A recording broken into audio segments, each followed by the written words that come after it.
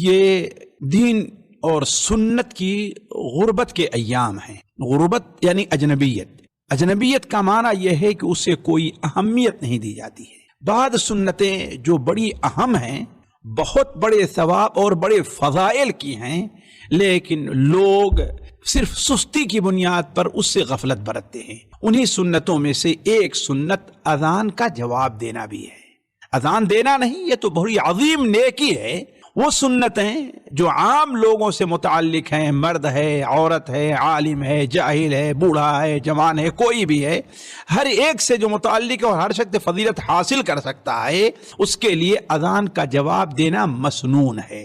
آج یہ سنت عام لوگوں کو تو چھوڑ دیجئے، خواص کے اندر بھی یہ سنت ناپید نظر آتی ہے۔ لوگ بیٹھے ہیں، گپ کر رہے ہیں، باتیں ہو رہی ہیں، اور مؤذن اذان دیتا ہے لیکن کوئی شخص خاموش نہیں ہوتا۔ حالانکہ اذان سننے کے ادب میں ایک ادب یہ داخل ہے کہ بندہ خاموش ہو جائے، دوسرا ادب یہ داخل ہے کہ اذان کا جواب دے، تیسرا ادب یہ ہے کہ اذان کے جواب دینے کے بعد نبی کریم صلی اللہ علیہ وسلم پر درود پڑھے اور اللہ تبارک و تعالی سے نبی صلی اللہ علیہ وسلم کے لیے وسیلے کا سوال کرے۔ یہ سب اذان کے آداب میں سے ہے، لیکن آج لوگوں نے اس سنت کو ترک کیا ہوا ہے، جبکہ اس سنت پر عمل کرنے کے نبی صلی اللہ علیہ وسلم نے بڑے فضائل بیان فرمائے ہیں۔ ان میں سے چند فضیلتیں میں آپ کے سامنے رکھتا ہوں، شاید کسی بھائی کے دل میں اس دین کی غربت کے زمانے میں اس سنت پر عمل کرنے کا جذبہ پیدا ہو۔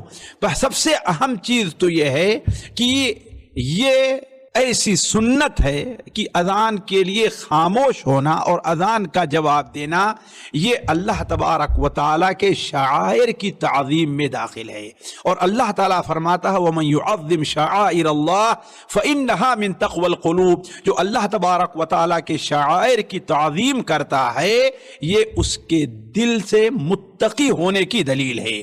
دوسری بہت بڑی فضیلت یہ ہے کہ اذان کا جواب دینا اللہ تبارک و تعالی اس سے بندوں کے گناہوں کو معاف کرتا ہے۔ جو بندہ اذان کا جواب دیتا ہے اللہ تعالیٰ اس کے گناہوں کو معاف کرتا ہے۔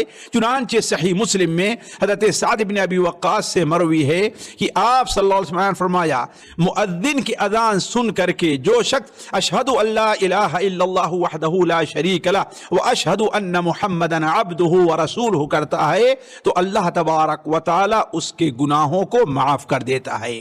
اسی طریقے سے اذان کا جواب دینا جنت میں جانے کا بہترین وسیلہ ہے۔ چنانچہ حضرت عمر رضی اللہ تعالیٰ عنہ کی وہ حدیث جو صحیح مسلم سنن ابو داؤد وغیرہ میں ہے کہ نبی کریم صلی اللہ علیہ وسلم نے ارشاد فرمایا جو شخص جب مؤذن کہتا ہے اللہ اکبر تو وہ کہتا اللہ اکبر، جب مؤذن کہتا اشہد ان لا الہ الا اللہ تو کہتا اشہد ان لا الہ الا اللہ، جب مؤذن کہتا اشہد ان محمد رسول اللہ تو وہ بھی کہتا اشہد ان محمد رسول اللہ، جب مؤذن حی علی الصلاۃ حی علی الفلاح کہتا ہے تو وہ لا حول ولا قوت الا باللہ کہتا ہے، پھر جب مؤذن اللہ اکبر کہتا ہے تو وہ بھی اللہ اکبر کہتا ہے، اور جب مؤذن آخر میں لا الہ الا اللہ کہتا ہے تو وہ بھی لا الہ الا اللہ کہتا ہے۔ آپ صلی اللہ علیہ وسلم نے بیان فرمایا جو شخص دل سے ایسا کہے گا، اخلاص سے ایسا کہے گا، وہ جنت میں داخل ہوگا۔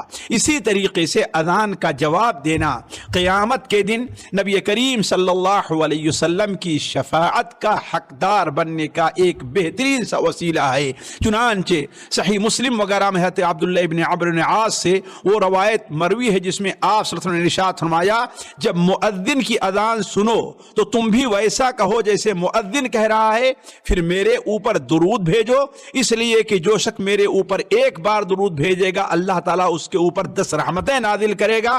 پھر میرے لیے وسیلہ کا سوال کرو، اس لیے کہ وسیلہ جنت میں ایک ایسا مقام ہے جو اللہ کے صرف کسی ایک بندے کو ملنے والا ہے، اور مجھے امید ہے کہ وہ مقام مجھے ملے گا۔ تو جس شخص نے میرے لیے وسیلے کا سوال کیا حل حلت لہ الشفاعہ، تو قیامت کے دن اس کے لیے میری شفاعت حلال ہو جائے گی، واجب ہو جائے گی۔ اسی لیے اس طریقے سے ساتھیوں، اذان کے جواب دینے کی ایک بہت بڑی فضیلت یہ ہے کہ اذان کا اگر کوئی انسان جواب دے تو اللہ تبارک و تعالی اس کی دعا کو قبول کرتا ہے۔ اللہ تعالیٰ سے دعا ہے کہ اللہ تعالیٰ ہمیں اور آپ کو اس سنت کے اوپر جو آہستہ آہستہ مردہ ہوتی جا رہی اس کو زندہ کرنے کی توفیق عطا فرمائے۔ والسلام علیکم ورحمۃ اللہ وبرکاتہ۔